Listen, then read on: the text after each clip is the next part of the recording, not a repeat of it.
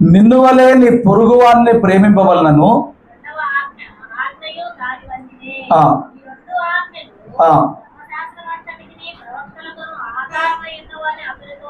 ఒక మంచి స్తోత్రం చెప్దామా? చూడండి, గడిచిన 2 వారాలుగా మనం ధ్యానించినప్పుడు యేసు ప్రభువు వారి దగ్గరకు వచ్చి పరిసయ్యులు అడిగారు, ధర్మశాస్త్రం అంతట్లో ముఖ్యమైన ఆజ్ఞ ఏంటి అని అడిగారు. ఎందుకంటే వారిలో విభజన ఉంది.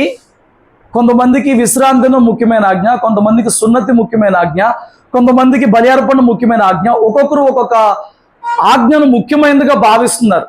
యేసు ప్రభువు వారు ఏదో ఒక ఆజ్ఞ గొప్పదని చెబితే మిగతా వర్గం వారు వచ్చి ఇది ఎందుకు గొప్పది కాదని చెప్పని ఆయన్ని ఇరకాటంలో పెట్టాలని ఆలోచనతో వచ్చి అడిగారు. అడిగినప్పుడు యేసు ప్రభువు వారు వాళ్ళ ఆలోచన ఎరిగిన దేవుడు కాబట్టి ఆయన సెలవిచ్చింది ఏంటంటే, ధర్మశాస్త్రం అంతట్లో ముఖ్యమైనది 2 భాగాలు, 2 ఆజ్ఞలు. ధర్మశాస్త్రం మొత్తాన్ని వడగడితే 2 విషయాలు తేలుతాయి. ఒకటి, నీ పూర్ణ హృదయముతో, నీ పూర్ణాత్మతో, నీ పూర్ణ మనసుతో నీ దేవుడైన తండ్రిని లేదా యెహోవాని సేవించాలి. మొదటిది అంటే సగం భాగం. రెండో సగ భాగం ఏం చెప్తున్నానంటే, నిన్ను వలె నీ పొరుగువాడిని ప్రేమించు. గడిచిన వారాల్లో మనం నిజంగా దేవుణ్ణి హృదయపూర్వకంగా ప్రేమిస్తున్నామా? నిజముగా సేవిస్తున్నామా? ఏమంటే మనం హృదయంతోనే సేవిస్తున్నామా? మందిరానికి వస్తూ ఉండొచ్చు, వెళ్తూ ఉండొచ్చు, పాట పాడుతూ ఉండొచ్చు, ఆరాధన చేస్తూ ఉండొచ్చు, ప్రార్థన చేస్తూ ఉండొచ్చు. అయినప్పటికీ అందులో నీ పూర్ణమైన హృదయాన్ని ఇవ్వలేకపోవచ్చు. నీ పూర్ణమైన మనస్సుని, నీ బలముని ఇవ్వకుండానే దేవుణ్ణి ఆరాధిస్తున్నట్లుగా, సేవిస్తున్నట్లుగా నువ్వు భ్రమపడుతూ, నువ్వు ఆలోచనలో బ్రతుకుతూనే వెళ్ళిపోతూ ఉండొచ్చు. ఒకప్పుడు నువ్వు దేవుణ్ణి ఎక్కువగా సేవించి సొలొమోను వలె మెల్లమెల్లగా హృదయం తొలగిపోతూ ఉండొచ్చు, తిరిగిపోతూ ఉండొచ్చు. ఎన్నో విషయాలు ఉన్నాయి కాబట్టి భక్తి జీవితంలో గడిచిన 2 వారాలు ఎన్నో విషయాలు ధ్యానం చేసాం. దీంతో అయిపోయిందనంటే ఇంకా పరిపూర్ణం అవలా. తర్వాత మరొక మాట ప్రభువు చెప్తున్నాడు. మొదటి దాని వలె మరొక మాట ఉంది. ఏంటంటే, నిన్ను వలె నీ పొరుగు వాడిని ప్రేమించాలి. ఇది అయ్యే పని అని అంటారా? ఇది అయ్యే పనేనా? నిన్ను వలె నీ పొరుగు వాడిని మనం ప్రేమించుకోమా? ప్రేమించుకుంటాం. చూడండి, ఇక్కడ చెప్పబడుతున్న ప్రేమ లోక ప్రేమ కాదు. లోక ప్రేమ ఎలాంటిదనంటే, లోకంలో ఎందరినో ప్రేమిస్తాం, ఇష్టపడతాం. ఎందుకు?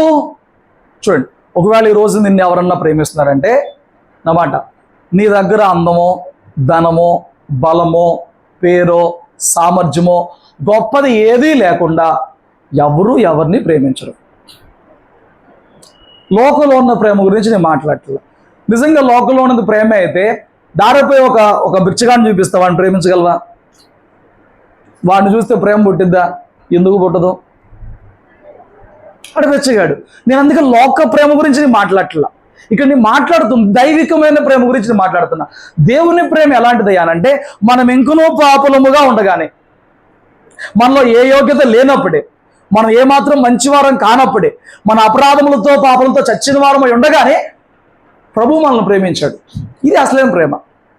అంటే ఎదుటి వ్యక్తిలో నీకు నచ్చిన గుణమో, నీకు నచ్చిన హ్యాబిటో, నీకు నచ్చిన క్వాలిటీయో, నీకు నచ్చినట్లుగా ఉండడమో, వాళ్ళ వస్త్రధారణో, వేషధారణో, అందమో, హావభావాలో వీటిని బట్టి పుట్టేది కాదు. అలా అయితే దేవుడు మనలో ఎవరిని ప్రేమించాల్సిన అవసరం లేదు. ఎందుకని? స్వతహాగా ఎవరు మంచివారు ఉన్నాం, స్వతహాగా ఎవరు నీతిమంతులు ఉన్నాం, పుట్టుకతో ఎవరు యోగ్యులమైన ప్రవర్తన కలిగిన వారుగా ఉన్నాం. ఉండగలమా? ఉంటామా? ఉండలేమే. వాక్యం చెప్తుంది, ప్రభువు తన ప్రేమను వెల్లడి చేశాడు. ఎలా వెల్లడి చేశాడు? ప్రేమ అనేది అంతరంగంలో ఉంటుందా? ప్రేమ అనేది మాటల్లో ఉంటుందా? ప్రేమ అనేది క్రియల్లో ఉంటుందా? అమ్మా, క్రియల్లో ఉంటుంది. క్రియల్లో లేనిది ప్రేమ అవదు. మాటల్లో మాత్రమే ఉండేది ప్రేమ అవదు. యేసు ప్రభువు వారు తన ప్రేమను, దేవుడు తన ప్రేమను మన పట్ల వెల్లడి చేశాడు. ఎలా? నీకు ఏ విలువ ఈ లోకంలో లేకపోయినా, నీకు ఎవరు ఈ లోకంలో విలువ ఇవ్వకపోయినా, నిన్ను ఎవరూ ప్రేమించకపోయినా, ఆయన నిన్ను ప్రేమించి నీ తాహత, నీ అందము, నీ బలము, నీ ధనము, నీ ఘనము వేటిని పట్టించుకోకుండా నిన్ను ప్రేమించి నీ కోసం, నా కోసం, మన కోసం ప్రాణం పెట్టి, ఇదిగో నేను నిన్ను ప్రేమిస్తున్నా కాబట్టి నా ప్రాణం నీ కోసం పెట్టాను, నిన్ను నరకం నుంచి తప్పించడానికి, సాతాను చేతిలో నుంచి నిన్ను విమోచించడానికి, ఇదిగో నా ప్రాణమునే విమోచన క్రయధనంగా పెట్టానని ప్రేమను వెల్లడి చేశాడు. ఇప్పుడు ఈ రోజున క్రైస్తవులంగా మన కోసం ప్రాణం పెట్టిన మన ప్రభువుని ప్రేమించడం ఎంత ప్రాముఖ్యమో, అలాగే రెండవ ఆజ్ఞ ఏంటనంటే, నిన్నెలా నువ్వు ప్రేమించుకుంటున్నావో నీ పొరుగు వాడిని కూడా అలాగే ప్రేమించాలి. నా మాట చాలా జాగ్రత్తగా వినండి. ఓ రోజున ఒక పాస్టర్ గారు ఒక మీటింగ్కి వెళ్తున్నాడు, వాకింగ్ చెప్పాలి, మీటింగ్ వెళ్తున్నాడు. ఆ రోజుల్లో ఇప్పుడులాగా అంత లగ్జరీ లేదు, బస్సులోనే వెళ్తున్నారు. బస్సులో వెళ్తుంటే కొంచెం ప్లేస్ ఉంది. పక్కన ఒక ఆయన వచ్చి, అయ్యా కొంచెం సదురుకుంటే నేను కూడా కూర్చుంటాను అన్నాడంట. అయితే సదురుకుంటే ఇరుక్కుని కూర్చోవాలి. ఈ పాస్టర్ గారికి అలా అడ్జస్ట్ అయ్యి కూర్చోవడం ఇష్టం అవ్వాల. ఎలా ఖాళీ ఎక్కడ ఉందని చెప్పని ఆ వ్యక్తిని కూర్చొని ఇవ్వాల, తరిమేశాడు. అయిపోయింది. ప్రేయర్కి వెళ్ళారు. ఆ మీటింగ్ ముందు పాటలు పాడారు, పాటలన్నీ అయిపోయినాయి. పలానా స్పీకర్ గారు వచ్చారు, ఆయన మన మధ్య మాట్లాడతారు. ఇప్పుడు ఆ స్పీకర్ గారు ఏర్పరుచుకున్న వాక్యం ఏంటంటే ప్రేమ. దేని గురించి సిద్ధపడి వచ్చాడు? ప్రేమ గురించి చెప్తే వచ్చాడు. స్టేజ్ మీదకి వచ్చి అనర్గళంగా ప్రేమ గురించి మాట్లాడుతూ ఉంటే నన్ను బస్సులో కూర్చున్నాడు చూడు, ఆ వ్యక్తి ఎదురు కూర్చున్నట్టు వస్తున్నాడంట. ఎట్లా చెప్తున్నావు? ప్రేమ చెప్తే సరిపోద్దు, చూపించాలా? ఆ వ్యక్తిని ఎప్పుడైతే చూశాడో, ఆ వ్యక్తి కళ్ళు అప్పచెప్పి ఈ వ్యక్తికి ఎట్లా చూశాడో, ఆ మెసేజ్ ఇంకో 4 నిమిషాలు అవజేసేసేసి కిందకు వచ్చి ఏడ్చి ఆ సహోదరుడి దగ్గరికి వెళ్ళి, నన్ను క్షమించు, నా మాటల్లో ఉంది, నా చేష్టలో లేదు, నా బోధలో ఉంది, నా క్రియల్లో లేదు. ఈ రోజున క్రైస్తవులు చెప్పేది ఏంటంటే దేవుడు ప్రేమై ఉన్నాడు. వాక్యం ఏం చెప్తుందండి? 1 యోహాను పత్రిక 3వ అధ్యాయంలో 1 యోహాను పత్రిక 3వ అధ్యాయంలో మనం చూసుకుంటే దేవుడు ప్రేమ కదా, దేవుడు ప్రేమై ఉన్నాడు.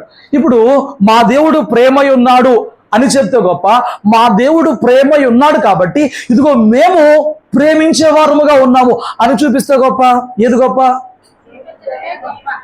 చెప్పడం గొప్ప కాదు, చేసి చూపించడం గొప్ప. అడుగుతున్నాను, ఈనాటి క్రైస్తవ్యంలో ఆనాటి ప్రేమ ఉందా? అసలు చూడండి, ఇక్కడేమో నిన్ను వలె నీ పొరుగు అని ప్రేమించమని చెప్పాడా? ఒక మాట చూపిస్తానండి. యోహాను సువార్త 15వ అధ్యాయంలో ఏం చెప్పాడంటే, యోహాను సువార్త 15వ అధ్యాయం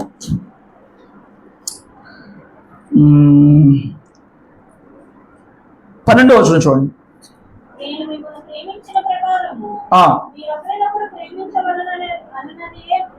అంటే నాకు ఏంటంట ఫస్ట్ పాయింట్ ఏం చెప్పాడంటే, ఫస్ట్ మీరు ఒకరినొకరు నిన్ను ఎలా ప్రేమించుకుంటున్నావో విన్నారు, పొరుగువాడిని అట్లా ప్రేమించమన్నాడు. దాని నెక్స్ట్ లెవెల్, దానికన్నా నెక్స్ట్ లెవెల్, నేను నిన్ను ఎట్లా ప్రేమించానో నువ్వు పొరుగువాడిని అట్లా ప్రేమించాలి. నా మాట మీకు అర్థమైందా? ఫస్ట్ పాయింట్, నిన్ను ఎలా ప్రేమించుకుంటున్నావో నీ పొరుగువాడిని అట్లా ప్రేమించు. సెకండ్ పాయింట్ ఏంటనంట, నిన్ను దేవుడు ఎలా ప్రేమించాడో నువ్వు నీ పొరుగువాడిని అలా ప్రేమించాలి. ప్రేమించగలుగుతున్నామా? చూడండి, ఈ రోజున ఈ 20వ శతాబ్దం 21వ శతాబ్దానికి వచ్చినప్పుడు క్రైస్తవ్యం అంతా పాడైపోయింది. ఎలా పాడైపోయినారంటే, సేవ చేయడం అంటే తమను తాము అర్పించుకోవడం అనే ఉద్దేశంతో మొదలైన సేవ పిలుపు, సమస్త వదిలిపెట్టడంతో మొదలైన అపోస్తుల పరిచర్య ఈ రోజున సేవ అంటే ధనార్జన లాగా మారిపోయి దాదాపు 18, 19, 20 శతాబ్దాలకు వచ్చేటప్పటికి, ఇది ఎన్నో శతాబ్దం? 21వ శతాబ్దంలో మనం ఉన్నాం. 20వ శతాబ్దంలో ఉన్నప్పుడు క్రీస్తు కన్నా ధనమును ప్రేమించిన సేవకులు ప్రాస్పారిటీ గాస్పెల్ తీసుకొచ్చారు అన్నమాట. ఆశీర్వాదముల బోధన తీసుకొచ్చారు. ఆశీర్వాదాల బోధన బట్టి తొందరగా వ్యక్తులను ఆకర్షించారు. పరలోకం గురించి చెప్పిన దానికన్నా, పాపం గురించి చెప్పిన దానికన్నా, పాపం విషయమైన పశ్చాత్తాపం గురించి చెప్పిన దానికన్నా ఏమండి ప్రాస్పారిటీ గాస్పెల్ని ఎక్కువ తీసుకొచ్చారన్నమాట. మీరు దేవునికి ఇవ్వండి, దేవుడు మీకు ఇస్తాడు. మీరు దేవుని దగ్గరికి రండి, ఆయన మిమ్మల్ని ఆశీర్వదిస్తాడు. మీ రోగాలు పోతాయి, మీ బాధలు పోతాయి. ఇవన్నీ నిజం కాదా? నిజమే. కానీ యేసు ప్రభువు వారు పిలిచిన పిలుపు ఏంటంటే, పరలోక రాజ్యం సమీపించింది కనుక మారు మనసు పొందండి. ఇది చెప్పడం ఆపేశారు. ఇది చెప్పడం ఎప్పుడో అయిపోయింది. ఎందుకు ఆగిపోయింది? ఇది చెప్తే ఎవరు రావట్లా. పరలోకం అంటే ఎవడు వినట్లా, నరకం అంటే ఎవడు భయపట్లా, పాపాన్ని విడిచిపెట్టమంటే ఎవడు విడిచిపెట్టలా. సో ఇప్పుడు వీళ్ళని అట్రాక్ట్ చేయడానికి సేవకులు ఎంచుకున్న మార్గాలు ఏంటి అని అంటే ఆశీర్వాదం గురించి. రెండోది, ఇదిగో మాలో పరిశుద్ధాత్మ దేవుడు ఉన్నాడు, మేము దేవుని పరిశుద్ధాత్మ చేత అభిషేకించబడిన దైవజనులము, మమ్మల్ని చూడండి టచ్ అంటాడు, వాడు ఎక్కడో డమడమో పడిపోతాడు. ఇవన్నీ యేసు ప్రభు వారు చేయలే. బట్ ఆకర్షించడానికి ప్రాస్పరిటీని ఒక దాన్ని తీసుకొచ్చారు, అనాయింటింగ్ అని ఒక దాన్ని తీసుకొచ్చారు. ఏంటిదంట? అభిషేకము, పరిశుద్ధాత్మ నింపుదల అని ఒక బోధన తీసుకొచ్చారు. ఇప్పుడు దీనిలో భాగంగా వాడు నీళ్లు చల్లుతాడు, వాళ్ళందరూ ఇంకేముంది, ఆ నీటిలో అభిషేకం ఉంది, అది మా మీద పడింది, మేము పాపాత్తులు కాబట్టి మేము పడిపోయి కొట్టేసుకుంటారు. ఇది చూసి మిగతా వాళ్ళందరూ అమ్మో పాస్టర్లో ఎంత శక్తి ఉంది, నీళ్ళలో ఎంత శక్తి ఉందని చెప్పని దేవునికి విలువడం మానేస్తున్నారు. పాస్టర్కి ఏమండి ఆ జలానికి ఏంటో జలం అంట, పవిత్ర జలం అంట, శుద్ధ జలం అంట, ప్రార్థన చేసి నూనంట, వీటన్నిటికీ విలువివ్వడం మొదలుపెట్టారు. వీటిని ఆసరాగా చేసుకుని ఎలా మార్చేశారంటే అయితే ప్రాస్పరిటీ లేకపోతే అనాయింటింగ్ అనే దాన్ని తీసుకొచ్చారు. నా మాట జాగ్రత్తగా వినండి. నీవు ఆత్మచేత నింపబడడానికి, నువ్వు పరిశుద్ధాత్మ నింపుదలలో రావడానికి ఏ సేవకులు చుట్టూ తిరగాల్సిన అవసరం లేదు, ఏ సేవకులకి ఏమంటే ఊడిగం చేయాల్సిన అవసరం. నువ్వు ఆత్మచేత నింపబడడానికి ఇవన్నీ మార్గాలు కాదు. యేసు ప్రభు వారితో పాటు 3.5 సంవత్సరాలు ఉన్నారు. ఎవరు? అపోస్తలులు, ఎంపిక చేయబడిన 12 మంది. అందులో ఒకడు దుష్టుడు చచ్చిపోయాడు. తర్వాత చీట్లేసి మత్తయ్య పేరు తీశారు. ఈ 12 మంది కాక మరి మొత్తం కలిపితే 120 మంది. వీళ్ళు ఏం చేశారయ్యానంటే మార్కు మేడ గదిలో మీరు వాగ్దానం చేసిందని కూడా కనిపెట్టమంటే కనిపెట్టారు. ఏం చేశారండి? కనిపెట్టారు. కనిపెట్టినప్పుడు దాదాపు 10 రోజులు వారు నిరాటంకంగా ఎడతెగక ప్రార్థన చేసినప్పుడు వారందరూ పరిశుద్ధాత్మని చేత నింపబడ్డారు. ఫైన్, వెరీ గుడ్, మంచిది. అయితే ఇక్కడ చాలా జాగ్రత్తగా ఉండాలి. పరిశుద్ధాత్మ చేత నింపబడిన తర్వాత వారు భాషలు మాట్లాడారు, వారు శక్తిని పొందుకున్నారు, అంతా బాగుంది. అయితే పౌలు గారు పరిశుద్ధాత్మ దేవుని గురించిన శక్తిని గురించి మాట్లాడుతూ, వరముల గురించి మాట్లాడుతూ ఒక సెకండ్ పాయింట్కి వచ్చినప్పుడు ఒక మాట వివరిస్తాడు. నీకు ఒక మాట చెప్తానండి. 1 కొరింథీయులకు రాసిన పత్రిక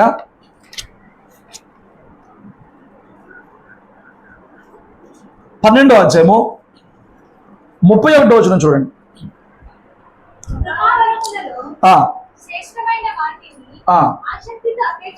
చూడండి, కృపావరాలు నానా రకాలుగా ఉన్నాయండి. మేజర్ 9 ఉంటే మైనర్ మొత్తం కలుపుకొని 18 రకాల కృపావరాలు ఉన్నాయి మొత్తం కలుపుకుంటే. మేజర్గా 9, మైనర్గా మొత్తం కలిపితే 18 రకాలు. వీటిలో మళ్ళీ శ్రేష్టమైనవి ఉన్నాయంట. కృపావరాల్లో కూడా కొన్ని శ్రేష్టమైన ఉన్నాయి. ఆసక్తితో కోరుకోండి, అపేక్ష అంటే కోరుకోండి.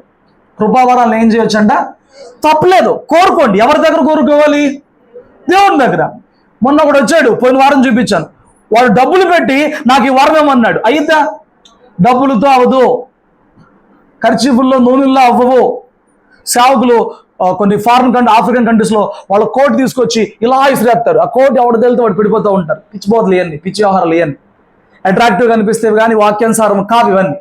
ఇప్పుడు కృపావరాలను ఆసక్తిగా అపేక్షించండి, కోరుకోండి, తప్పలేదు. అయితే చూడండి, ఇంకా చూడండి. కృపావరాలే కాకుండా సర్వ ఉన్నతమైన మార్గాన్ని మీకు చూపిస్తున్నాను. ఏంటంటే అది చదవండి, కంటిన్యూ చేయండి.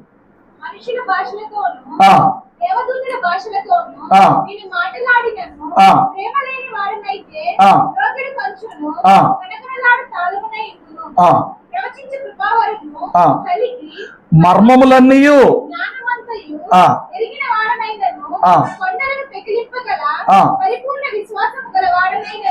ప్రేమ లేని వాడనైతే వ్యర్థమే. నీకు ఆత్మ సంబంధమైన ఎన్ని వరాలు ఉన్నప్పటికీ ఆ వరాలు కలిగి నువ్వు భాషలు మాట్లాడు, నువ్వు మర్మాలు బయలుపరచు, నువ్వు ప్రవచనాలు చెప్పు. ఏమండి, చాలా మంది సేవకులు ఇక్కడ ఆపేశారు. చాలా మందిని కొన్ని సంఘాలకు వెళ్ళినప్పుడు నువ్వు భాషలతో మాట్లాడకపోతే అసలు నువ్వు దేవుని చేత యాక్సెప్టబుల్ కాదని అంటారు. కానీ పౌలు గారు విభజించినప్పుడు కొందరు భాషలతో మాట్లాడతారు, కొందరు వాటి అర్థాలు చెప్తారు, కొందరు ప్రవచనాలు చెప్తారు. దాన్ని విభజించుకొచ్చాడు. కొందరు కొన్ని వరాలు ఉంటాయని చెప్పాడు. పౌలు గారు అన్నీ చెప్పి చివరికి అంటున్నాడు, ఇందులో శ్రేష్టమైనవి ఉన్నాయి, ఆసక్తిగా కోరుకోండి. దేవుడు ఎవరికి పంచిపెట్టే వాళ్ళో తలాంతులో పంచిపెట్టేస్తాడు, తప్పలేదు. దానికన్నా సర్వోన్నతమైన మార్గం ఒకటి ఉంది. దీనికన్నా సర్వోన్నతమైనది ఒకటి ఉంది. దేనికన్నా? కృపావరములతో సంఘములో వాడబడే దానికన్నా గొప్పది ఒకటి ఉందంట. కృపావరాలు గొప్పవంటే దానికన్నా ఉన్నతమైన మార్గం ఒకటి ఉందంట దేవుణ్ణి సేవించడానికి. అదేంటయ్యానంటే ప్రేమ కలిగి ఉండడం.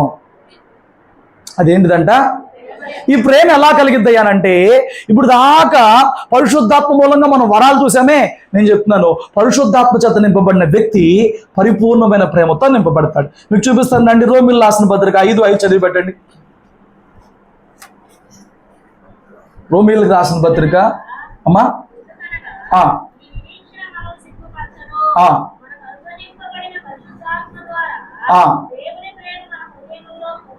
చూడండి, మనకేం అనుగ్రహించబడిందంట? మాట్లాడరండి. పరిశుద్ధాత్మ దేవుడు మనకు అనుగ్రహించబడ్డాడు కొత్త నిబంధన లోకానికి. పాత నిబంధన కాలంలో దేవుడు ఎంపిక చేసుకున్న ప్రవక్తల మీదకి మాత్రమే అవసరమైనప్పుడు ప్రవచించడానికి, బోధించడానికి మాత్రమే, అద్భుతాలు చేస్తానికి మాత్రమే పరిశుద్ధాత్మ దేవుడు వచ్చి ఉండడు, వెళ్ళిపోయేవాడు. ఇది పాత నిబంధన కాలం. కొత్త నిబంధన కాలంలో మీతో ఉండమని వాగ్దానం చేయబడిన వాడు పరిశుద్ధాత్ముడు. పాత నిబంధన భక్తుల కంటే మనం శ్రేష్ఠులం. ఎందుకంటే వారిలో ప్రవక్తలైన వారి మీదకు మాత్రమే పరిశుద్ధాత్ముడు వచ్చి వాడుకుని వెళ్ళిపోయేవాడు. కొత్త నిబంధన కాలంలో ఆయన మనతోనే ఉంటానన్నాడు. ఎక్కడికైనా వెళ్ళు. నువ్వు వాష్రూమ్లోకి వెళ్ళినప్పుడు కూడా ఆయన ఉంటాడు. నువ్వు టాయిలెట్కి వెళ్తున్నప్పుడు కూడా ఆయన నీలో ఉంటాడు. ఆయన కొత్త నిబంధనలో చేసిన వాగ్దానం శ్రేష్టమైంది. హల్లెలూయా. అయితే ఆ పరిశుద్ధాత్మ దేవుడు నిజముగా నీలోకి వచ్చినప్పుడు జరిగేది ఏంటి అనంటే, ఆ పరిశుద్ధాత్మ దేవుడు నీ అంతరంగములో ప్రేమతో నింపుతాడు. వరాల సంగతి పక్కన పెట్టు.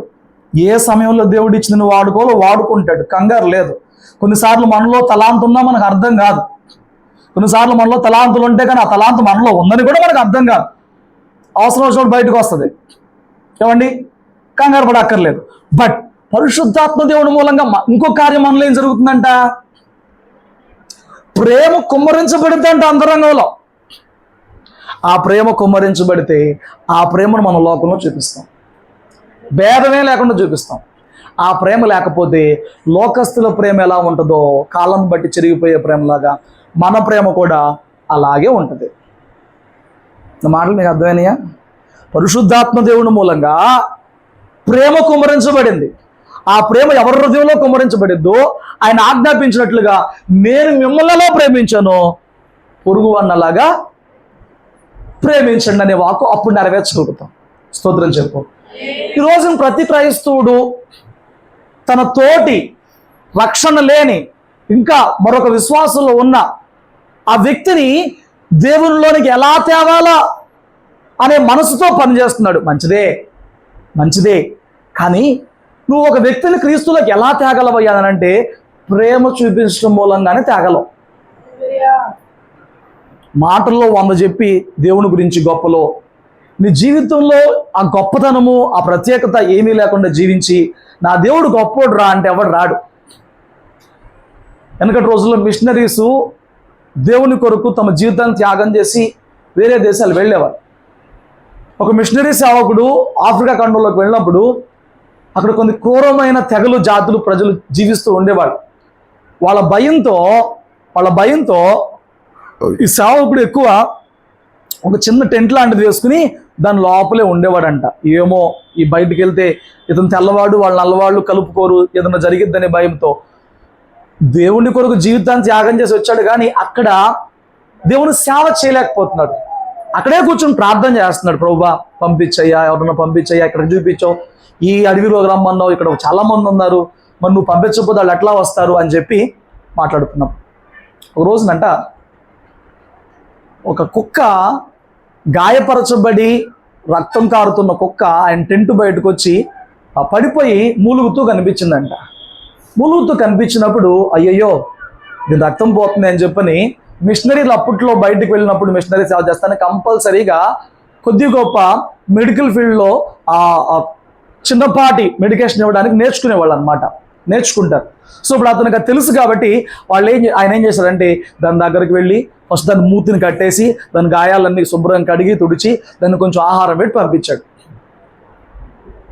అది కోలుకుని వెళ్ళిపోయిన తర్వాత కొన్ని రోజులకి తన టెంట్ బయట అంటే చాలా కుక్కలు వచ్చి మొరుగుతున్నాయి అంట. ఏంట్రా మొరుగుతున్నాయి అంటే ఈ వెళ్ళిపోయిన కుక్క 10 కుక్కలను వేసుకొచ్చిందంట. ఎందుకు? ఇక్కడ ఒక వ్యక్తి ఉన్నాడు, ఆ వ్యక్తి నాకు గాయములు తగిలినప్పుడు నన్ను ఆదరించి నాకు ఆహారం పెట్టాడు, రండి మీకు ఆయన పరిచయం చేస్తానని చెప్పి 10 కుక్కల్ని తీసుకొచ్చిందన్న. అప్పుడు అతనితో దేవుడు మాట్లాడాడంట. చూసావా, నువ్వు ఒక కుక్క మీద ప్రేమ చూపితే అది వెళ్ళి 10 కుక్కల్ని వేసుకొచ్చింది. నువ్వు టెంట్లో కూర్చుని నా దగ్గర రాయా నా దగ్గర రాయా నా దగ్గర పంపించయ్యారంటే ఎలా అయింది? నువ్వు చేయాల్సింది ఏంటంటే ప్రేమను పంచు. నువ్వు సాటి మనిషి మీద ప్రేమను చూపించు.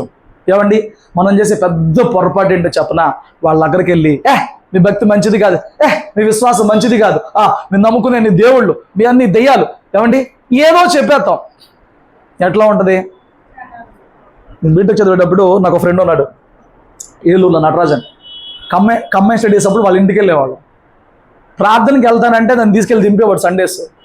కానీ వాడు ప్రార్థనకు రారా అంటే రాడు. ఏంటి రాడు అంటే ఒక సినారియో చెప్పాడు. వాళ్ళ ఫ్యామిలీ కొంచెం ఫైనాన్షియల్గా స్ట్రగుల్స్తో ఉన్నప్పుడు వాళ్ళ డాడీకి ఎవరో పాస్టర్ గారు ఎలాగో పరిచయం అయ్యారంట.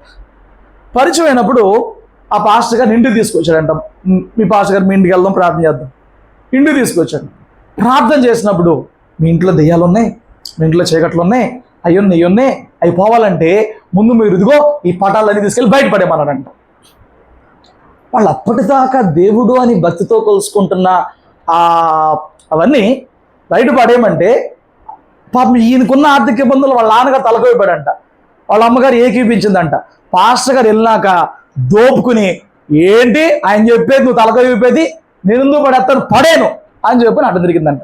ఎందుకనంటే ఇప్పుడు దాకా తాము సేవించే, తాము కొలిచే, తాము అభిమానించే, ప్రేమించే ఆ పట్టాలని సడన్గా వచ్చేసి దెయ్యాలు, భూతాలు, పిశాచులు తీసేయమంటే ఎవరన్నా ఒప్పుకుంటారండి? ఒప్పుకోరు. కొన్ని రోజులకి ఏమంటే కష్టపడ్డారు, ప్రయాసపడ్డారు, వాళ్ళ ఆర్థిక ఇబ్బందులన్నీ సరి అయిపోయాయి. ఇప్పుడు వీడేమంటాడు, ఆ రోజు మేము పాస్టర్ మాట వింటే వీడిలాగా అయిపోయి నన్ను చూపిస్తున్నాడు. నాలాగా అయిపోతాం ఏంట్రా అంటే వారితో పాటు కలిసి అన్ని విషయాలలో, అన్ని వ్యవహారాల్లో పాల్గొనట్లేదు. ఇంతకుముందు వాళ్ళతో పాటు ఉండేవాళ్ళం, రక్షణ పొందుకున్నాం, వాళ్ళకి సినిమాలకి వెళ్ళట్లా, వాళ్ళకి వేషాలకి కట్ చేసుకుందాం, అన్ని కట్ చేసుకున్నాం. ఇప్పుడు వీళ్ళలాగా అయిపోయాడు అని చెప్పి అంటున్నాడు. ఫైన్, వాడు తిరిగి ఇప్పుడు ప్రార్థన పెళ్లి చేసుకున్నాడు. వాళ్ళ అత్తగారు పాస్టర్, వాళ్ళ ఆవిడ వాక్యం చెప్పింది, వాడు ఇప్పటికీ వెళ్ళాడు. ఫైన్, దేవుడు ఎలా పట్టుకుంటాడు. బట్ నేను చెప్పేది ఏంటంటే మనం ఎలా పట్టుకోవాలండి అన్యుల్ని? వాళ్ళ ఇంట్లోకి వెళ్ళిపోయి వాళ్ళు ఎప్పుడు రోగంతో ఉంటారా అని కనిపెట్టి, వాళ్ళు ఎప్పుడు బాధలో ఉంటారా అని కనిపెట్టి, వాళ్ళు ఎప్పుడు ఆర్థిక ఇబ్బందులో ఉంటారని కనిపెట్టి అదును చూసుకుని కుమిలిపోతుంటే చూసారా మా బతుకులు చూడు ఎంత బాగున్నాయో, మీరు చూడు ఎంత బాగున్నాయో అని అంటే, అంబానీ గారు ఎవరు నమ్ముకున్నాడు? యేసు ప్రభుని నమ్ముకున్నందుకే అంబానీ కోటేశ్వరుడు అయ్యాడా? ఇలాంటివి చెప్పి అలాంటి హృదయాలను పాడు చేయమాకండి. స్తోత్రం చెప్పు. ప్రేమను పంచండి, ప్రేమను చూపించండి. ఈనాడు సమాజంలో ఎట్లా మారిపోయింది అంటే, ఈ అవగాహన లేకపోవడం వల్ల విద్వేషాలు ఎంతగా పెరిగిపోయింది అని చెప్తున్నారంటే, ఒక విగ్రహారాధన సంబంధమైన చోట ఒక జాతర జరుగుతుంటే అక్కడ ఏ మతముడు రావద్దు, ఇది మాకు సంబంధించిన జాతర, మేమే మొక్కుతాం, మేమే అమ్ముకుంటాం, మేమే స్టాల్స్ పెట్టుకుంటాం, ఎవరు రావద్దు అని చెప్పని ఏమండి విద్వేషం అంతగా పెరిగిపోయింది. జీవనోపాధిగా చూడాలి. మతం కన్నా ముందు మనం మనుషులంగా ఉన్నాం, ఉన్నాయి కదా. కానీ ఈ రోజున ఎంతగా మత విద్వేషాలు పెరిగిపోయినాయి అని చెప్తున్నారంటే, మా గుళ్ళ దగ్గర నువ్వు పూలు అమ్ముతున్నావేంటి, మా గుడి దగ్గర నువ్వు టెంకాయలు అమ్ముతున్నావేంటి, నీ మొహాన్ని బొట్టలేదు, నీ ఇక్కడ కూర్చున్నావేంటి, ఎప్పటి నుంచో అక్కడ కొట్టు ఉంది, ఎప్పటి నుంచో నమ్ముకున్నా, సడన్గా ఏమండి ఇప్పుడు అక్కడ అమ్మాయి అమ్మినంత మాత్రం నా గుడికి వచ్చి వాళ్ళు ఆగిపోతారా? ఎంత విద్వేషం పెరిగిపోతుంది చూడండి, ఎంత విద్వేషం పెరిగిపోతుంది. మొన్న అక్కడ ఏదో జాతరలో ఆ ముస్లిం ఆయన కాబోని అమ్మాడంట. ఏమండి ఎంత రచ్చరచ్చ చేస్తారు. ముస్లిం వాడు వచ్చి మా దగ్గర అమ్మడం, మనిషిని మనిషిగా చోట్ల, వ్యాపారాన్ని వ్యాపారంగా చోట్ల, జీవనోపాధిగా చోట్ల ఆ పాటి ప్రేమ కూడా ఈ రోజున కనుమరుగైపోతుంటే, క్రైస్తవులంగా మనం లోకానికి ప్రేమ ఎలా ఉంటుందో చూపించగలిగిన వారంగా క్రియలలో మా దేవుడు ప్రేమమయుడై ఉన్నాడు. మరి నువ్వు పిశాచివై ఉన్నావా?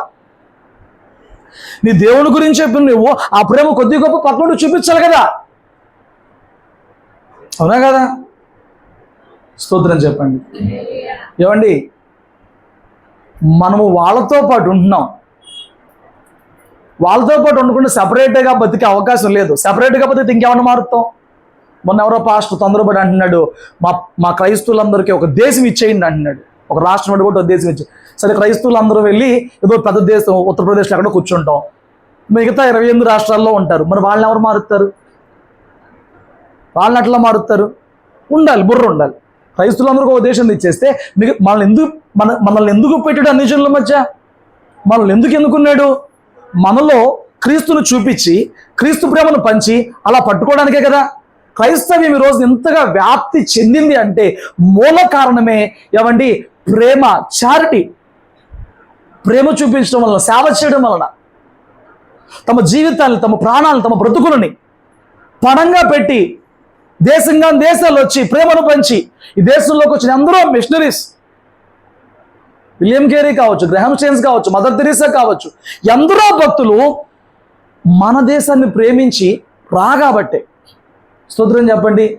వాళ్ళ క్రియలలో ప్రేమ చూపించారు కాబట్టి, మన దేశంలో ఉన్న మూఢాచారాలను బట్టి కన్నీరు కార్చి ఏమంటే మన దేశస్తుల జ్ఞానోపదేశాలు చేసి ప్రేమను పంచారు కాబట్టే పని అయింది. ఈ రోజున క్రైస్తవులు ప్రేమకు మాదిరి అవ్వాల్సిన వాళ్ళు మనలోనే, మన కుటుంబాల్లోనే, సంఘాల్లోనే ప్రేమ లేకుండా బ్రతికేస్తున్నాం. ఏమండి, ఓ రోజు ఒక పాస్టర్ గారికి ఒక ఫ్రెండ్ ఉన్నాడంట. ఆ ఫ్రెండు కొన్ని పరిస్థితుల మధ్య ఆర్థిక ఇబ్బందుల్లో పడిపోయాడు, చాలా ఫైనాన్షియల్గా సఫర్ అవుతున్నాడు.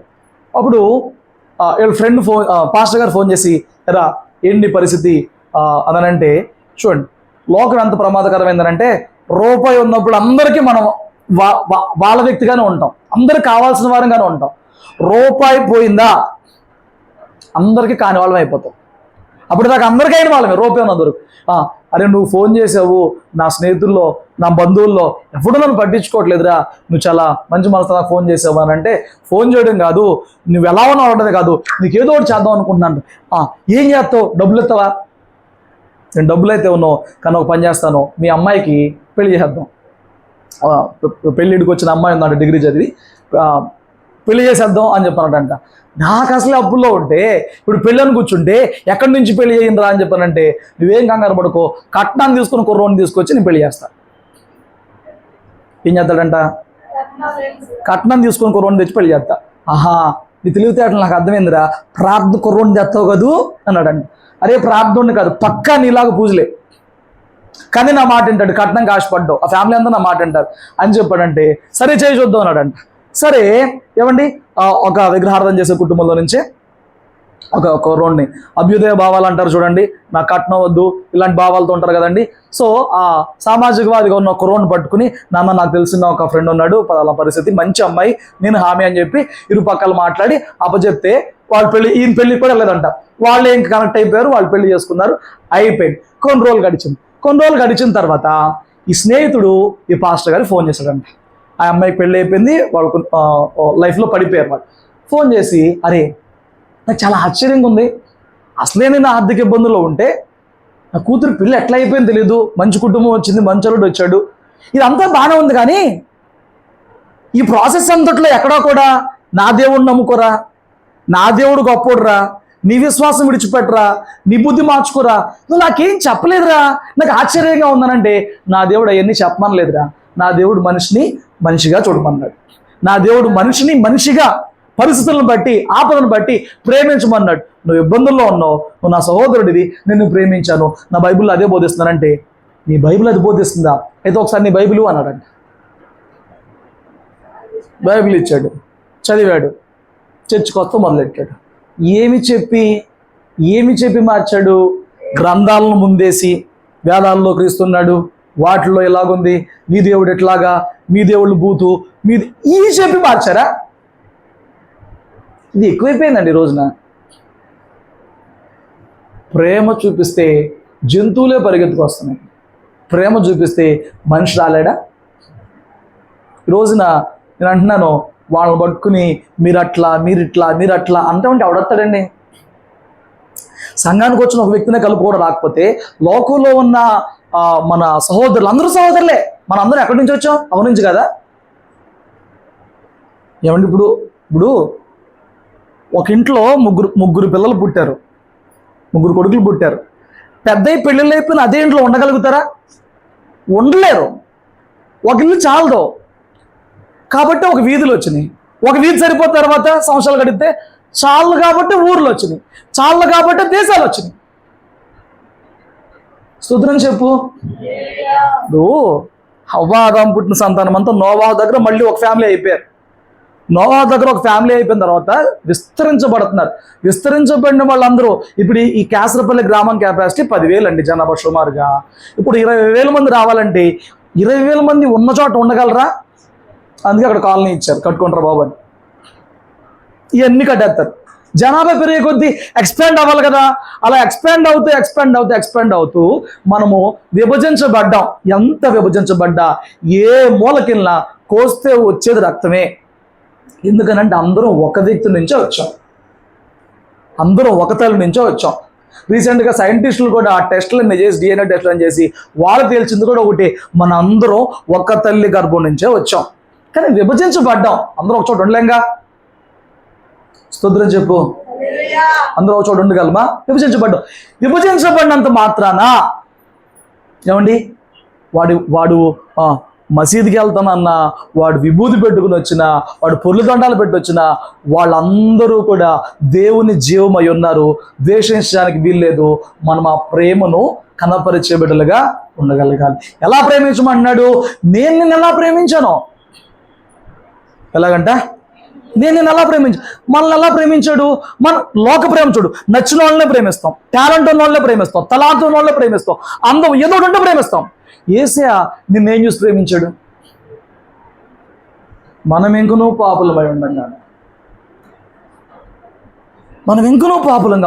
మన కోసం చనిపోయి తన ప్రేమ ఎలాంటిదో చూపించాడు. కాబట్టి నువ్వు మనిషిలో పర్ఫెక్షన్ వెతికితే, నువ్వు మనుషుల్లో సామర్థ్యాన్ని వెతికితే ఏ మనిషిని ప్రేమించలో.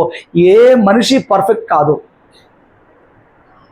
ఏ భూమి మీద పర్ఫెక్ట్ అయిన మనిషి అడని ఉంటాడా? నువ్వు పర్ఫెక్ట్ అని, నేను పర్ఫెక్ట్ అన్నోళ్ళు స్తోత్రం చెప్పండి. నేను ఖచ్చితమైన వ్యక్తిని అన్నోళ్ళు చెప్పండి.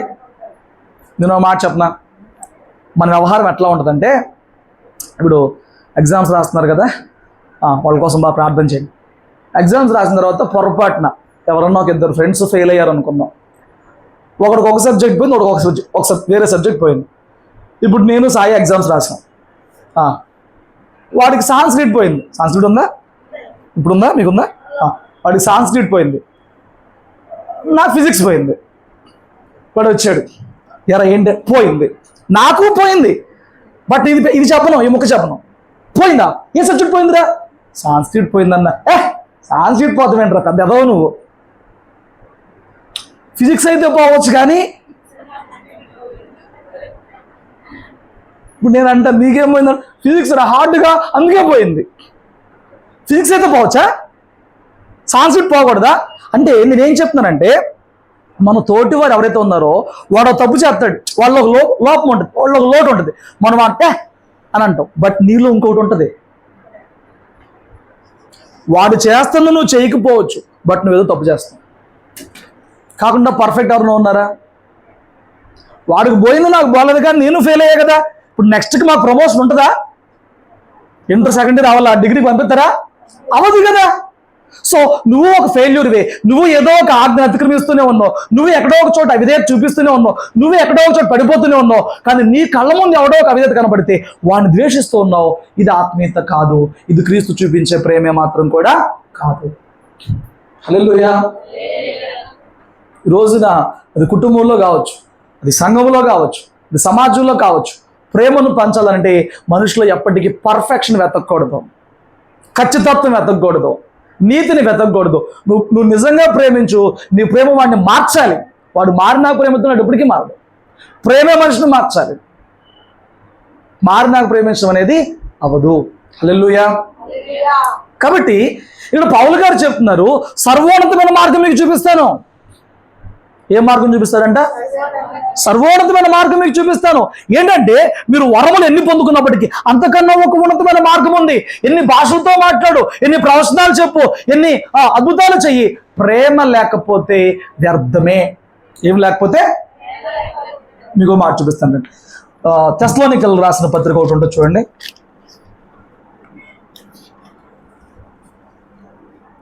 తెస్సలోనికీయులకు రాసిన పత్రిక 3వ అధ్యాయము 12 నుంచి కింద చదువుతాను.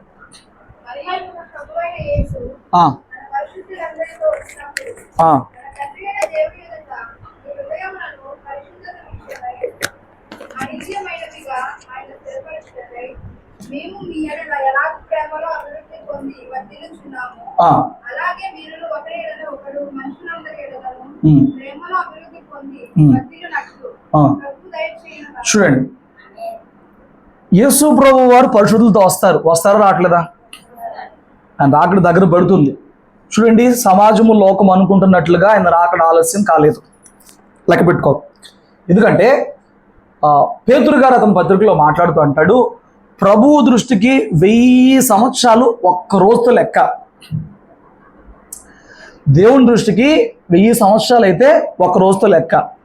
ఆయన పునరుద్ధారుడై తిరిగి వెళ్ళిపోయిన తర్వాత 2000 సంవత్సరాలు గడిచినాయి. అంటే ఇప్పుడు పరలోకంలో చూస్తుంటే భూమికి గడిచిన కాలం ఎంత? 2 రోజులైంది. నువ్వు కంగారు పడుతున్నావు. 2 రోజులైంది. పరలోకం లెక్కలో భూమి మీద ఎంతకాలం గడిచింది? 2. కంగారు పడితే ఎట్లా అవదు? ఆయన నిర్ణయించిన దినమున, ఏమండి, ఆయన నిర్ణయించిన దినమున పరిశుద్ధులందరితో మన ఎదుట చనిపోయిన ఆ పరిశుద్ధుల్ని ఆయన వెంట పెట్టుకుని వస్తాడు. వచ్చినప్పుడంట చూడండి ఏం జరిగిద్దాం, మన హృదయములు అనింద్యమైనవిగా స్థిరపరచాలంట. పరిశుద్ధత విషయంలో మన హృదయాలు ఎలాగ ఉండాలంట? నిందించడానికి అవకాశం లేకుండా ఉండాలంట.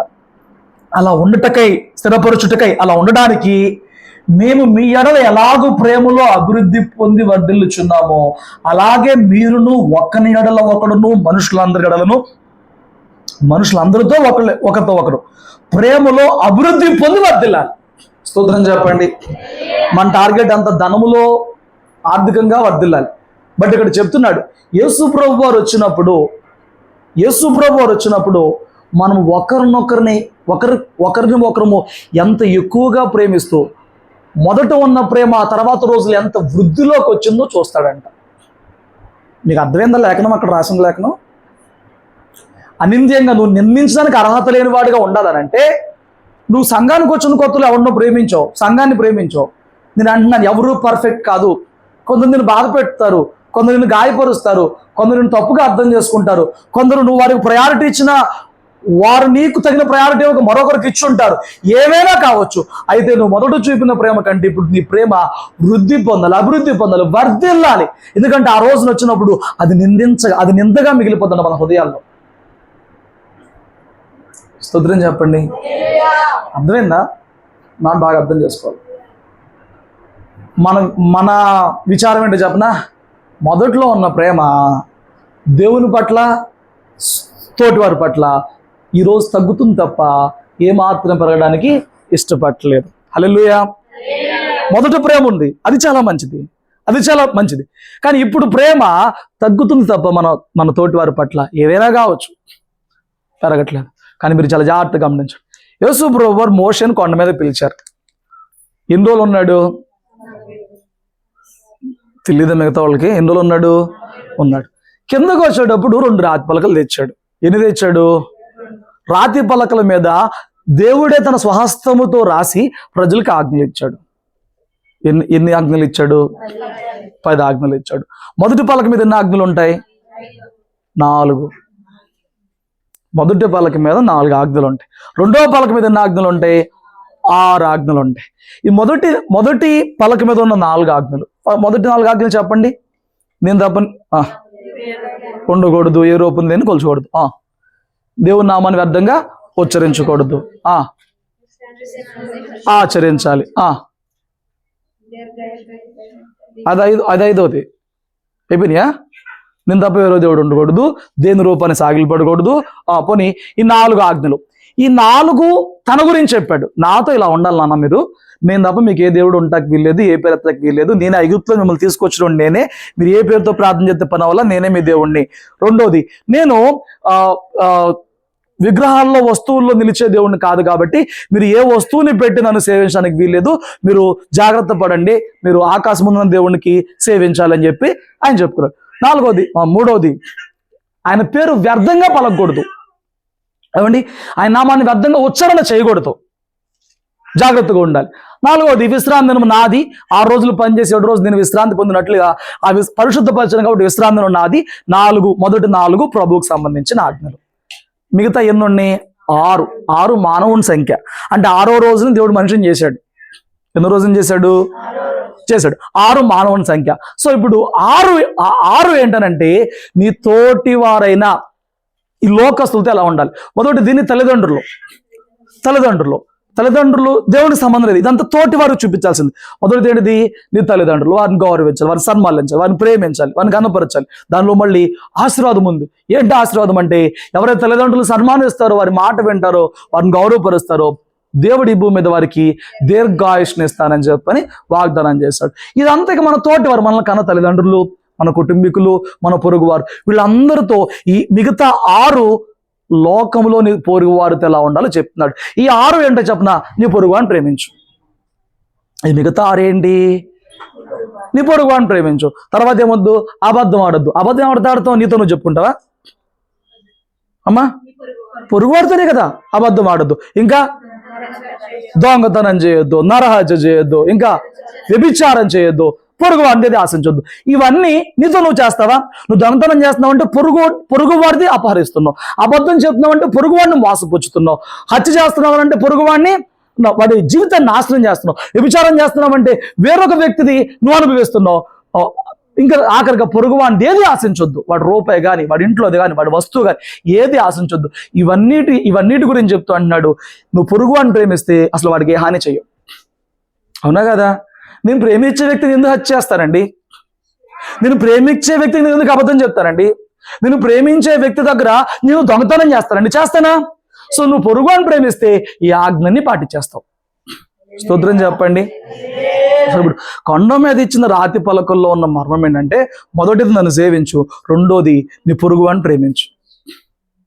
అదే ధర్మశాస్త్రం అంతా అదే. మొదటిది ఏంటంట? నన్ను ప్రేమించాలి. రెండోది ఏంటంట? తోటివారిని ప్రేమించాలి.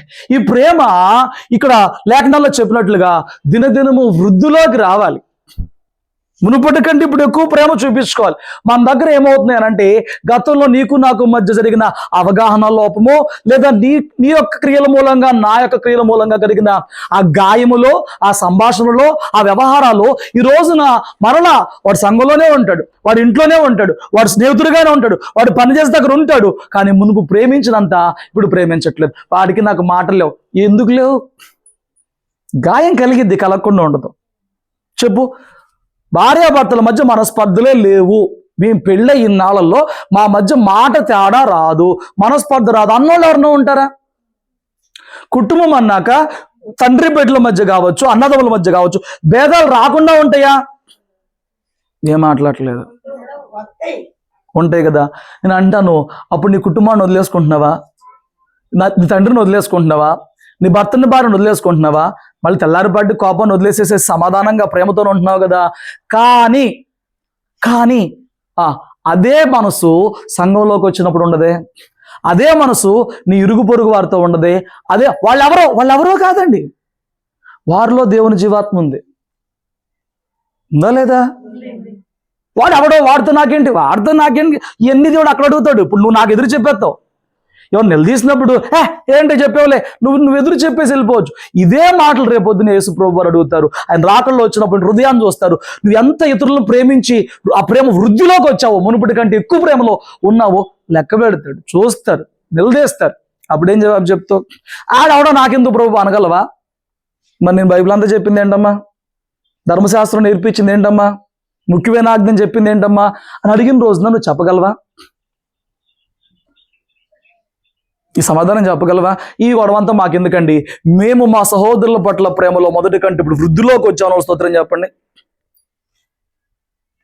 లేదా? ఏమి లేవా? ఆర్థికంగా వృద్ధి గురించి చెప్పమంటే చెప్తాను. నా ఇల్లు ఎంత చక్కగా డెకరేట్ చేసుకుందని, ఎంత చక్కగా రూపుదిద్దుకుందని చెప్పమని చెప్తాను. నా అందాన్ని ఎంత చక్కగా మెయింటైన్ చేస్తానని చెప్పమని చెప్తాను. వీటిలో ఎంత డెవలప్ అయ్యానో. ఏమండి, పెద్ద అయ్యే కొద్ది ఎంత డెవలప్ అవుతారో, ఎంత డెవలప్ చేసుకుంటారో.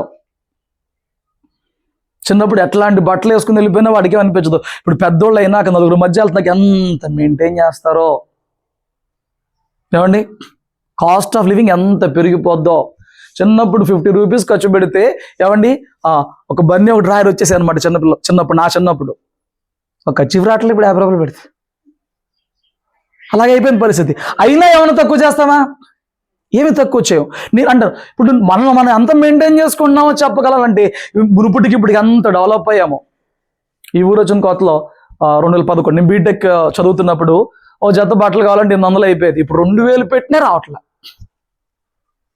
అలాగని కొనడం మానేసామా? ప్రతిదీ వృద్ధి పొందుకుంటాం, అలా మెయింటైన్ చేస్తాం.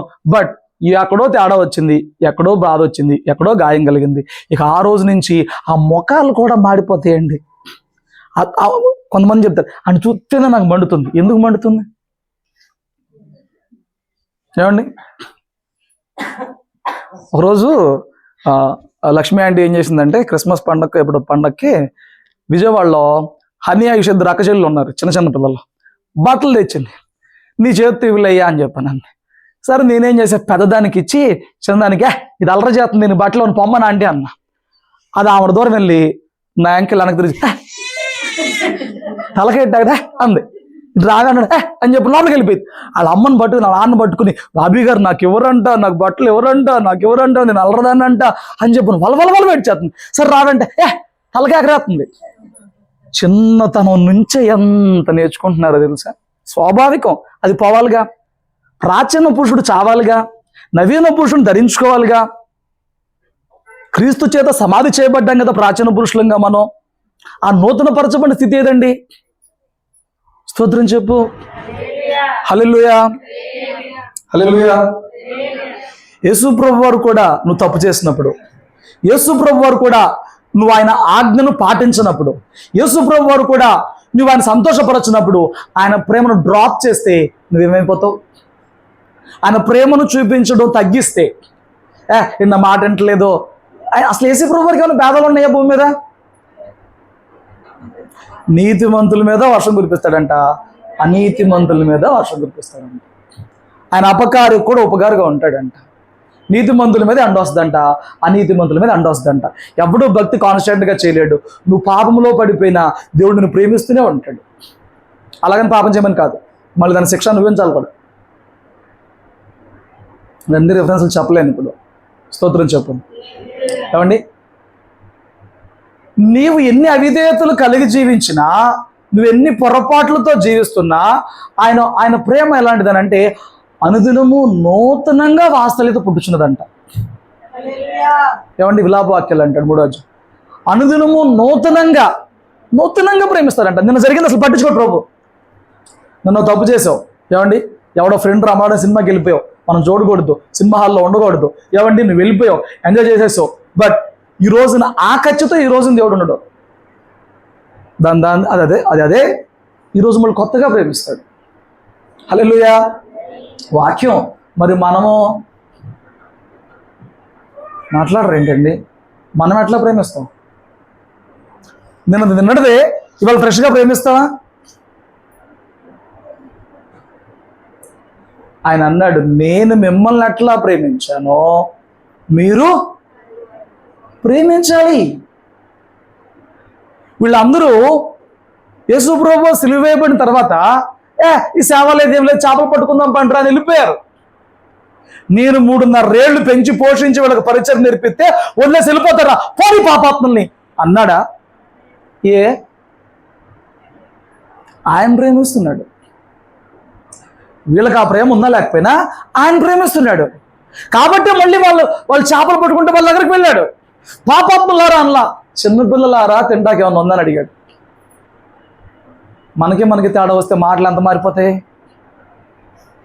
దుష్టుడు పని చేస్తాడు లోపల, నాతో మాట్లాడుకో, చెప్పొచ్చు, బయలుదేరు. ఆ ఫ్రస్ట్రేషన్ ఎంత బాగా బయటకు వచ్చిందో కొంతమందిలో అయితే. యేసుప్రభు వారు పాపాత్ములారా, నాకు నెరవేర్చను పాపాత్ములారా ఏమన్నా అన్నాడు? చిన్నపిల్లలారా తింటాకి ఏమన్నా ఉందా? వచ్చినోడు ఏసీ అని కూడా వాళ్ళకి అర్థం కావట్లేదు. తింటాకి ఏమన్నా ఉందా? ఏమి లేదు వాళ్ళకి. అప్పుడు అన్నాడు, మీరు కుడివైపున వలవేయండి, మీకు చేపలు దొరుకుతాయి. 153 గొప్ప 53 83 5 8 153 గొప్ప చేపలు, రకరకాల చేపలు పడ్డాయి అన్నమాట. ఆ తర్వాత అర్థమైంది ప్రభువే అని చెప్పారు. ఆయన ఎలా ప్రేమించాడు, తన శిష్యులు తన క్రియలలో ఎంత బలహీనులై ఉన్నా, వారు ఎంత నమ్మకపోయినా, మగ్లేని మరి వచ్చి నేను ఏసేని చూశాను బాబు అని ఎంత మొత్తుకుని చెప్పి వాళ్ళు నమ్మకపోయినా ప్రభువు వారిని ద్వేషించడం కానీ, వారిని విడిచిపెట్టి వెళ్ళిపోవడం కానీ ఎప్పుడూ చేయలేదు. హల్లెలూయా. కాబట్టి ఇక్కడ వాక్యం ఏం చెప్తుందనంటే, అలాగే మీరున్న ఒకని ఎడల ఒకడు, మనుషులందరి ఎడల, ఒకరితో ఒకడు మనుషులందరి ఎడల ప్రేమలో అభివృద్ధి పొంది వర్ధిల్లునట్లు ప్రభు మీకు అనుగ్రహించును గాక. హల్లెలూయా. చూడండి, నువ్వు ఇది చేయకుండా, నువ్వు అంటే తోటి వారిని ప్రేమించకుండా, ఏమండి నువ్వు ఎన్ని వరాలు కలిగి ఉండు, ఎన్ని భాషలు మాట్లాడు, ఎన్ని ప్రార్థనలు చెయ్యి, లేకపోతే ఎన్ని దర్శనాలు పొందుకో, నువ్వెన్నైనా చెయ్యి, నువ్వెన్నైనా చెయ్యి, ఇది లేనప్పుడు నీ భక్తి పరిపూర్ణత చెందదు. ఇది లేనప్పుడు మిగతా భక్తికి విలువ ఉండదు. ప్రేమ లేనప్పుడు విలువ ఉండదు. స్తోత్రం చెప్పు. కాబట్టి కొరింథీ పత్రికలో ప్రేమ గురించి చాలా విస్తారంగా చెప్తాడు. నేను 1-2 మాటలు చెప్పి సమయము మనం నిర్ణయించుకున్న సమయం అయిపోయింది కాబట్టి నేను ముగిస్తాను. చూడండి, 1 కొరింథీయులకు రాసిన పత్రిక 13వ అధ్యాయము 3వ వచనం చూడండి.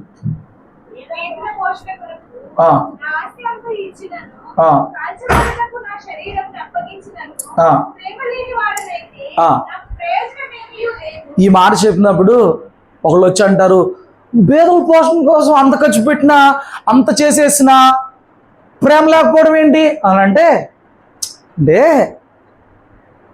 ఈ లోకంలో దాన ధర్మాలు చేస్తారు, కానీ పేరు కోసం, పలుకుబడి కోసం చేస్తారు.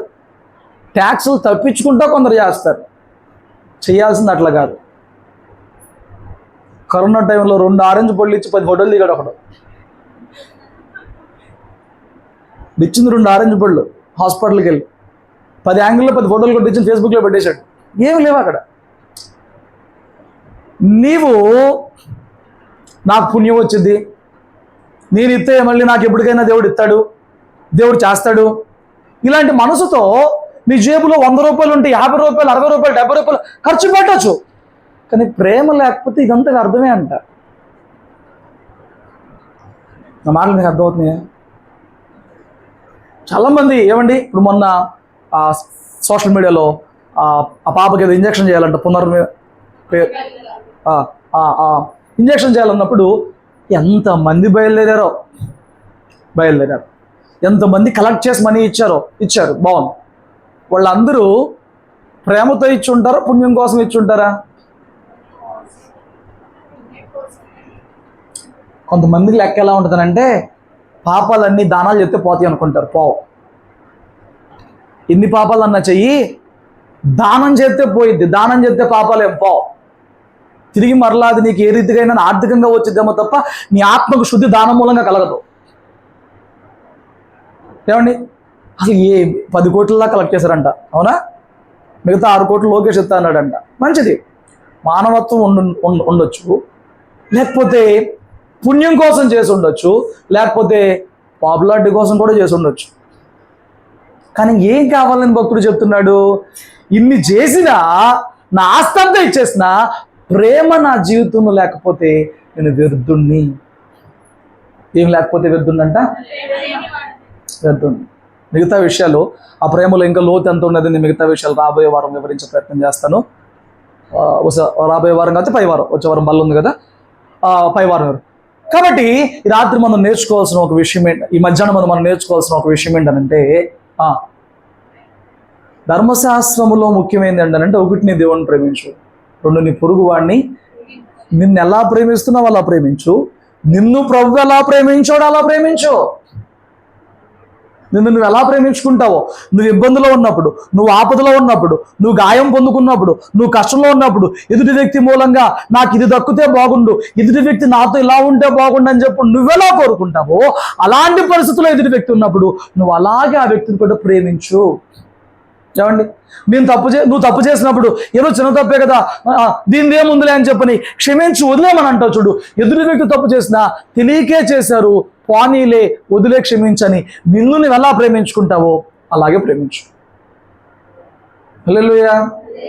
నీకొక న్యాయం, పొరుగోడికి ఒక న్యాయము ఉండకూడదు. తర్వాత స్టెప్లో ప్రభు చెప్పాడు, నేను నిన్ను ఎట్లా ప్రేమిస్తాను. ప్రభువు ఏ అర్హతలు చూసి ప్రేమించాలా, ఏ తలాంగులు చూసి ప్రేమించాలా, అలాగ మనం ప్రేమించాలి. ప్రేమ చూపించలే కానండి మనుషులకి సువార్త చెప్పకుండానే మనుషులు మనల్ని వెంబడబడి వచ్చేస్తారు. ఒక ఊరిలో ఒక స్టాఫ్ నర్సుగా ఒక మంచి ప్రార్థనా పరులైన యవనస్తురాలు ఆ ఊరిలో కొత్తగా అద్దెకి దిగి ఆ ఊరిలో నివాసం ఉంటుందంట. హాస్పిటల్లో డ్యూటీ అయిపోయి ఇంటికి వచ్చిన తర్వాత ఎవరన్నా బాగోకపోతే మరి అవైలబుల్గా ఉన్న చోటుకు వస్తారుగా, ఇంటికి వచ్చేవాళ్ళంట.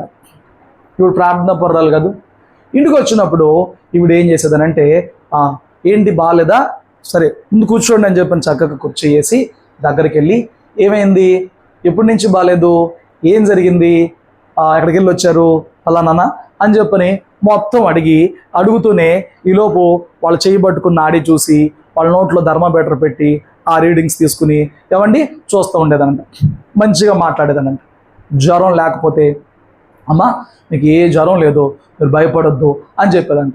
లేకపోతే ఏమంటే జ్వరం ఉందనుకోండి, ఇంట్లోకి వెళ్ళిపోయి కాసిన కాఫీయో కాసిన టీనో లేకపోతే కొంచెం టిఫిన్ టక్ పట్టుకొచ్చేసేసి, ఇదిగో నీకు కొంచెం జ్వరం ఉంది, ముందు ట్యాబ్లెట్ వేసుకో, ఉత్తగా వేసుకోకూడదు, ఈ టిఫిన్ చేయని చెప్పని ట్యాబ్లెట్లు ఇచ్చి శుభ్రంగా ఆ మనిషిని ప్రేమ చూపించేదంట.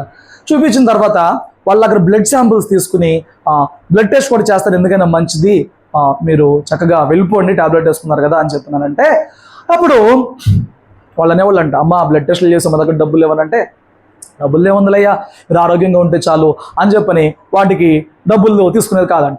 సో ఇప్పుడు కొంతమందికి చిన్న జ్వరాలు ఉంటాయి కదా, ట్యాబ్లెట్ ఏం కానీ తగ్గిపోయేదంట, ఆ రాత్రికి తగ్గిపోయేదంట. తర్వాత రోజు డ్యూటీకి వెళ్ళి వస్తా ఆ వ్యక్తి ఎవరో వాళ్ళ ఇంటికి వెళ్ళిపోయి లోపలికి వెళ్ళిపోయి, ఏమండి మీరే కదా నా దగ్గరకు వచ్చారు, ఎలా ఉన్నారు, బాగున్నారా అని చెప్తున్నానంటే, తన ఇంటికి వచ్చినప్పుడు కుర్చీ వేసి కూర్చోబెట్టి టిఫిన్ ఎత్తే వాళ్ళ ఇంటికి వెళ్తే పో బయటకు అనగలరా?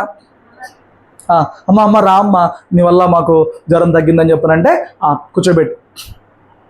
కూర్చోబెట్టి వాళ్ళు కూర్చోబెట్టి మాట్లాడుతున్నప్పుడు చెప్పేదంట, మీరేం భయపడమాకండి, అయ్యంతా నార్మల్ జ్వరమే, రిపోర్ట్స్ చూసాను నార్మల్ జ్వరమే, పైగా మా సంఘంలో చెప్పాను మీకోసం 100 మంది పైగా ప్రార్థన చేస్తున్నారు, పాస్టర్ గారు కూడా ప్రార్థన చేస్తున్నారు, ఎంతమంది ప్రార్థన చేసినప్పుడు మీకు ఏం కాదు, ఇదిగో నాకు టైం అయిపోతుంది, నేను చిన్న ప్రార్థన చేసి వెళ్ళిపోతా అని చెప్పి టక్లేసి ఉంచలేదట.